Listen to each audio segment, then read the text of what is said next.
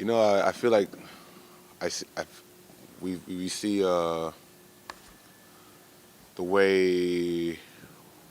Let's see how I put this in words. I feel like we have an idea of who we are uh, offensively. I feel like we need to get better defensively, but I feel that when ties on the court, a lot of things change, a lot of things make up. We put more pressure on defense because the way he facilitates the ball and score the ball. I feel like we are in the right positive direction. It's not a bad. It's not a say like we're declining.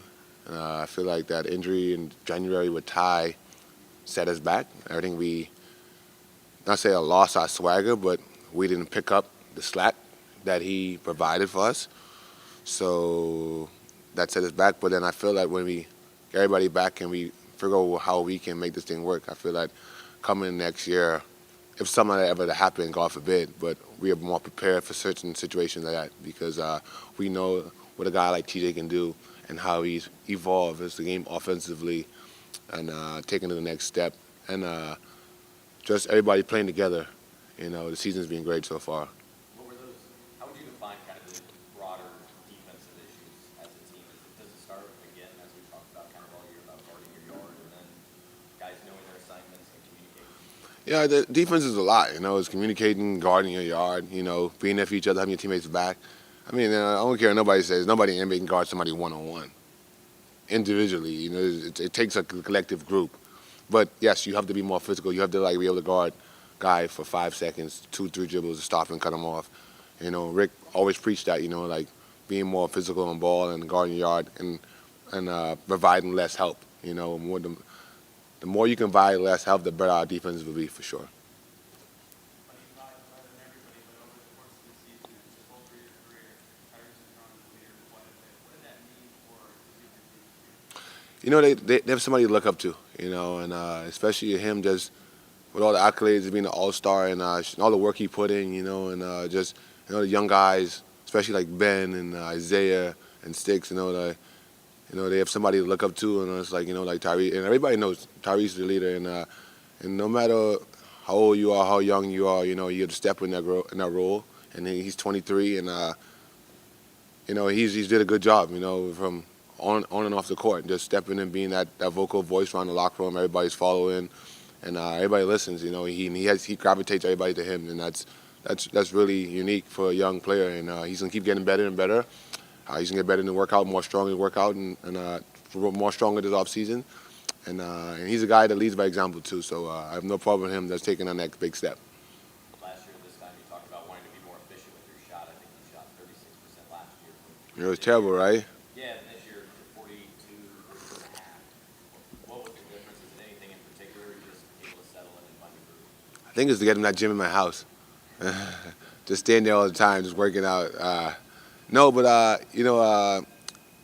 know last year I took a step back, and I wanted to come in this year and just put a stamp on what I've been doing my whole career in the NBA, and even next year take a next big jump too. So just staying locked in, and credit to my teammates each and every day, helping me, while I'm open, finding me in the right spots.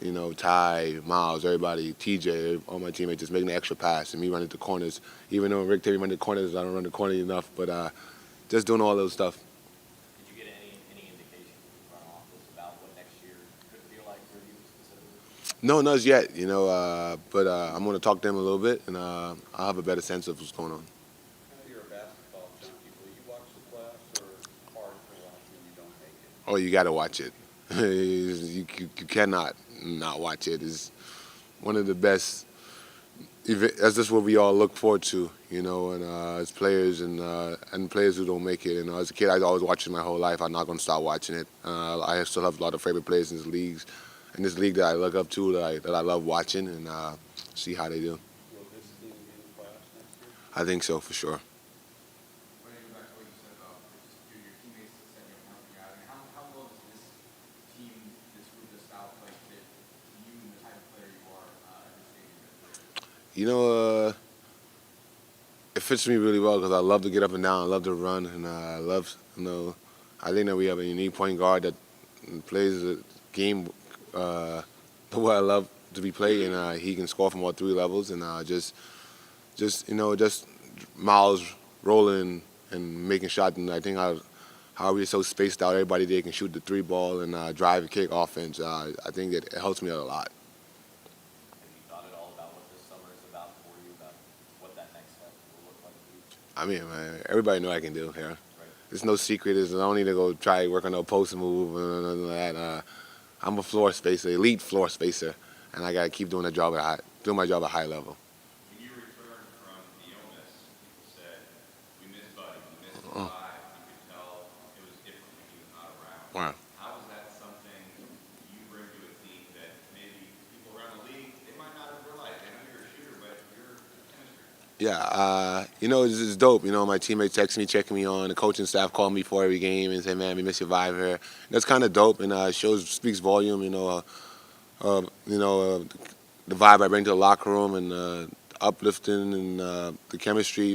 Just when I'm not there, it doesn't feel right. So as a player, that kind of makes you feel special that your teammates, relies on that energy each and every day. And when it's not there, they know something is wrong or is so.